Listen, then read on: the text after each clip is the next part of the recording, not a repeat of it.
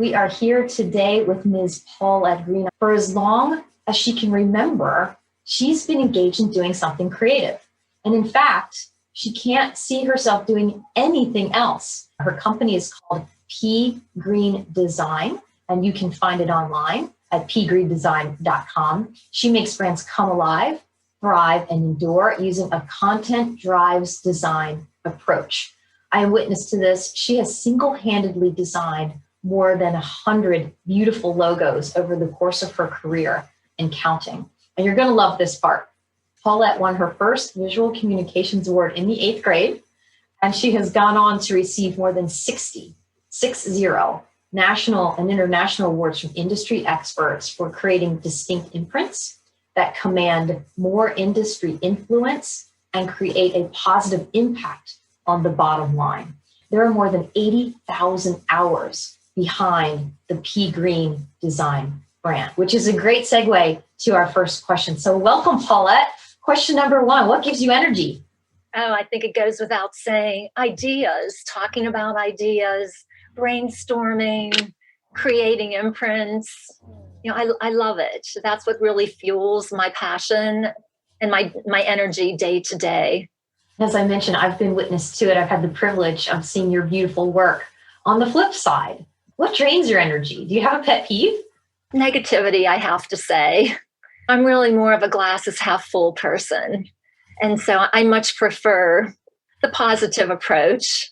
Excellent. Perfect. This may or may not be a tough question. Question number 3. What do you love the most about your work? This is your life's work. This is your DNA. You mentioned in your bio, you can't imagine doing anything else. So what do you love about it?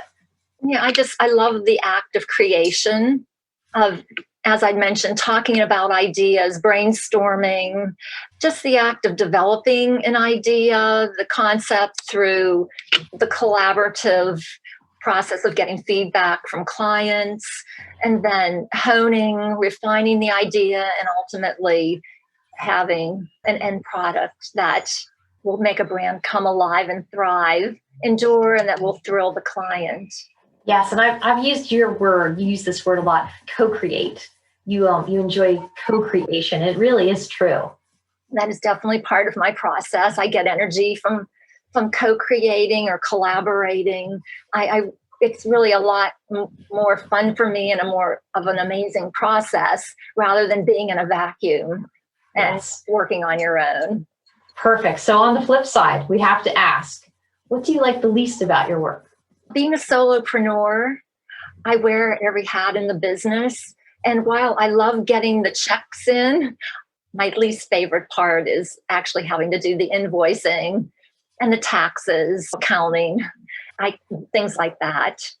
There's probably a lot of folks who are listening that can absolutely relate to that. So it's good to know that there's someone else out there.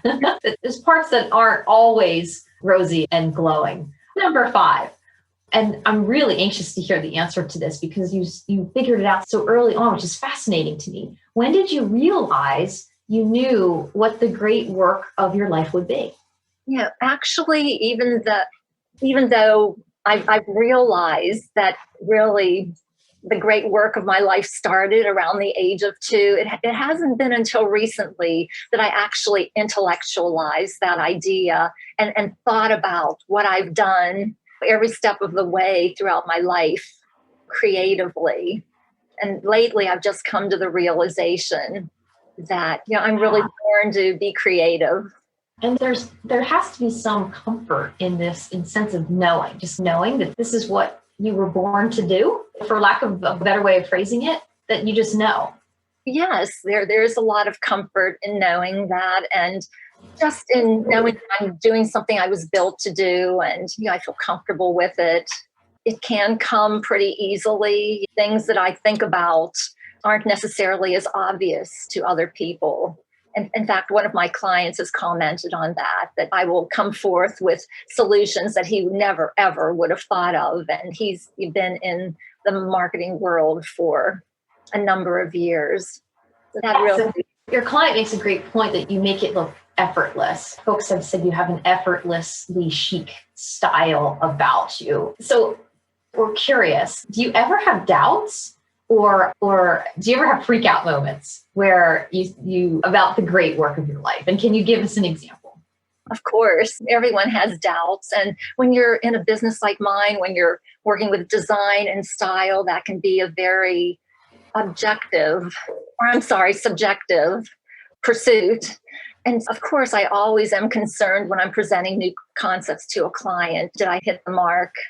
Although there's a lot of process behind my system of gathering information to build concepts and to make sure that they are on target. But I always am concerned that my client will be thrilled. Absolutely. I've talked a little bit about this next question. It's a little more philosophical. How do you define success? Well, when I present concepts to a client, my greatest gauge of success is if they say that I've made their life so much more difficult because they are not able to choose, that they love them all so much. So to me, that's a great gauge of success. Definitely. So you're celebrating your 20th year in 2021. Congratulations. And as you look back and reflect on your storied career, if you had to do it all over again, what would that look like and why? I don't know that I would do anything differently, only because way back when I was thinking about a career path, I chose something that I thought I could be great at doing. And it was as simple as that. I got good grades in art and English, in school. And so I thought, well, that kind of, sets me up for success. I'll just take that route. And it was basically as simple as that. And my theory has worked over the years. I'm doing something I love and something that I was built to do. Indeed. And if folks go to your website, pgreendesign.com, and they will see a broad range. Obviously, logos are your sweet spot. That's something that you do no other. You are greatest in the world at that. However, being a visual communications artist and a graphic design expert, you do a plethora of things: websites, stores, annual reports, digital communications materials. There's so much there. So what would you say is your superpower, where you've spent 80,000 hours honing your craft? Where is my superpower? I guess just working on something creative every single day. I don't think hardly a day goes by that I'm not involved in thinking, creating, doing something to create an imprint, whether it be design related, reading about design and creativity, viewing other people's great works, creating greeting cards for friends, coming up with a creative cocktail. I'm always thinking about something creative. I just love the act of creating, of making something and having something that you can hold in your hands afterwards and say, I made this. Yes, and for posterity, because I understand that you have had clients for many years where you've got them started, and now here we are 10, 15, even 20 years later, and they're coming back to you for a refresh of their brand. Yeah. Yes, excellent. Yeah, that's another sign of success to me, particularly when you think about how competitive the field can be. I have one client who came back to me after 14 years, and we had really had very little contact across those years, except for the occasional, could you send me this file? I've misplaced it. Or could you tell me what my PMS colors are? Things like that. But happy that I made such an impression on them and they liked my work so well that they came back to me, and they didn't even shop around for anyone new. There was no doubt in their mind that they wanted to work with me. And I was very pleased to hear that. Brilliant. And I've noticed in your portfolio, your range of industries is also very broad, but you have an affinity for healthcare. Can you talk a little bit about that? I do. That's where I got my start, at a local hospital here in Pittsburgh. It was Swickley Valley Hospital, and I landed there. It was the first offer I had in my job search for a professional position. And I took it and I loved it. And I was there for a number of years and had the opportunity within that realm to wear every hat. I think it was an early indicator that I could be an entrepreneur. Within the community relations department where I worked, I not only did design, but had the opportunity to do some writing and editing and social event planning and other kinds of public relations activities. And so healthcare was really a fantastic place to start. It was it's a great background for me, and I enjoy it to this day. A large part of my clients are from some realm of the healthcare industry. Long-term care, post-acute care, assisted living. I've assisted companies who do data analysis for various aspects of healthcare, physician group practices, as well as hospitals and individual consultants. One thing I noticed that you are very good at, if you don't mind me saying, is writing. And not all visual artists and graphic designers are. Can you share a little bit about your journalism background, where you, from a strategic standpoint, you're like the holy grail, because someone can contract with you and they're getting almost a bonus, really, with your writing skills. Way back when I went to college, I didn't want to really do literature or English. I wanted something, just something more practical, if you will. So I went for a journalism degree. And at that time, and I suppose thinking back on it, I was a little bit ahead of the trend.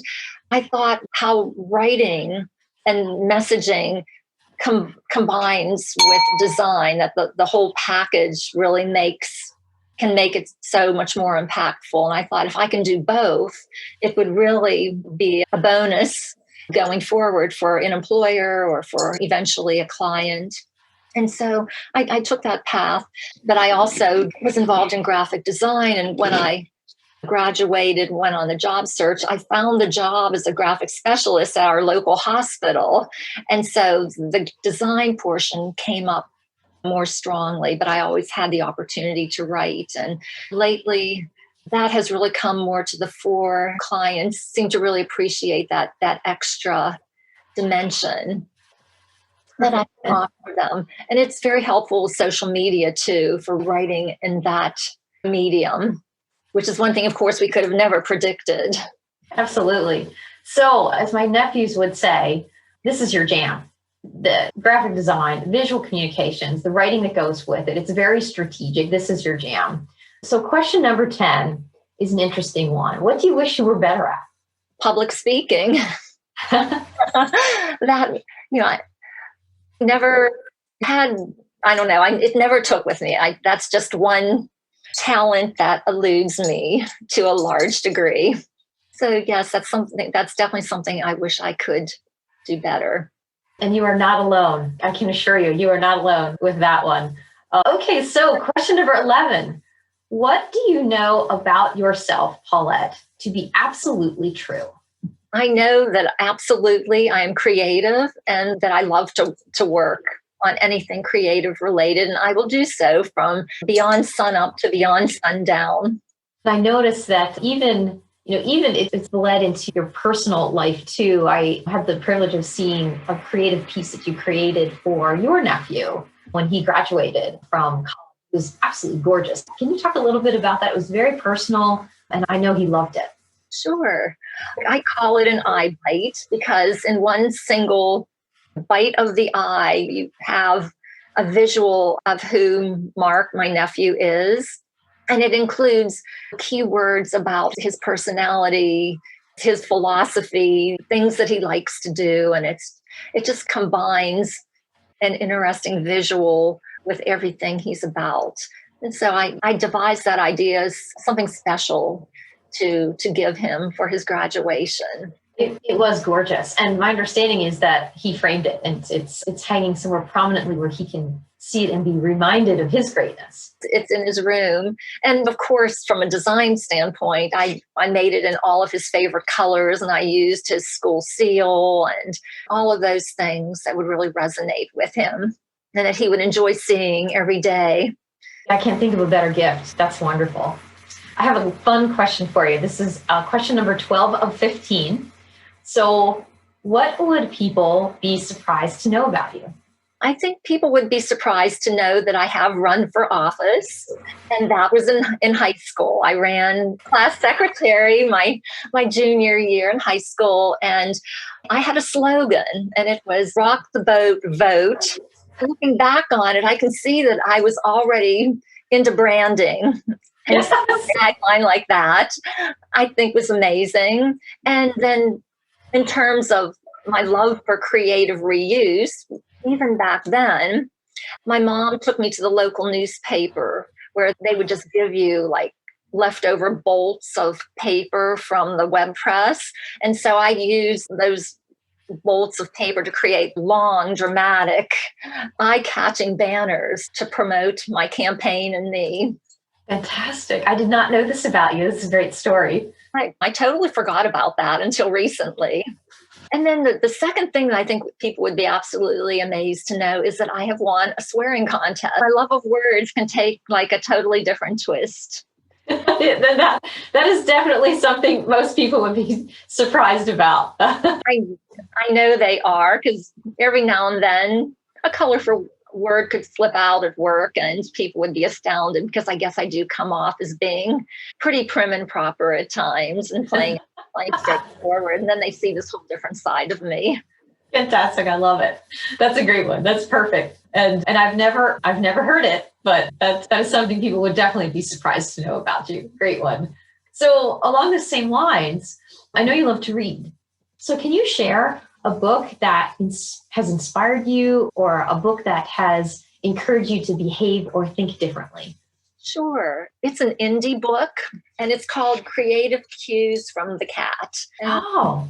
I've been a cat fancier ever since I went to my grandma's house to visit and played with her cats. But when I came across this book, it really tweaked my imagination. And of course, it's a brilliant concept, and I wish I had thought of it first. But it's about how cats can inspire in many different ways and influence the creative process. It's a whole new vision of the creative concept and the creature. And it takes clues about how cats live with vision. And so the book talks about probably 15 traits that cats project that every person with vision might desire to think about emulating. Brilliant. Could you share the title once again? It's called Creative Cues from the Cat: The Visionary Virtues of Our Feline Friends. Brilliant. Thank you for that. And I know you have a couple of cats too. Remind me of their names. We have 3 rescue cats, Gabby, Smokey, and Boo. And they're all 3 very different personalities, different looks and feels. I'd hoped that Gabby might grace us with an appearance this morning, but no, she's too busy because it's Friday and she's on weekend mode already. Excellent. I've heard a couple of your quotes, which are beautiful and profound. So I was wondering if you might be willing to share one of your favorite quotes or a motto, and why it's so inspiring to you. My motto is, whatever is meant for me will not pass me by. And I love that because it's just very comforting to me that everything is always on track, no matter where I am in life. And it goes with my overall life philosophy of letting just life unfold before me and really just going with the flow and not forcing the issue. I have many very talented and accomplished friends who've been on a 5-year plan or a 10-year plan, and rarely, if ever, do plans work out the way you imagine. So I've really not been one to plan ahead, but just to stay attuned to what's happening and to take advantage of any opportunities or, intuitive insights that I might have and run with them from there. It reminds me, I've spoken to a couple of your clients, and there's a common thread that runs through the theme of working with you, where if you give them a peace of mind, it's your style. You're steady, you're balanced, you're calm, you give them peace of mind, which is part of the value of working with P. Green Design, I think. Yes, I never really thought about it quite like that, but clients have commented. so that they appreciate my calm, cool, collected approach, even under the pressure of great deadlines. Yes, indeed. So we have a bonus legacy question. And I was hoping that you wouldn't mind repeating the question and filling in the blank. It's a fill in the blank question. And I use the second word loosely. So the bonus legacy question is this: if God would let me, I would X.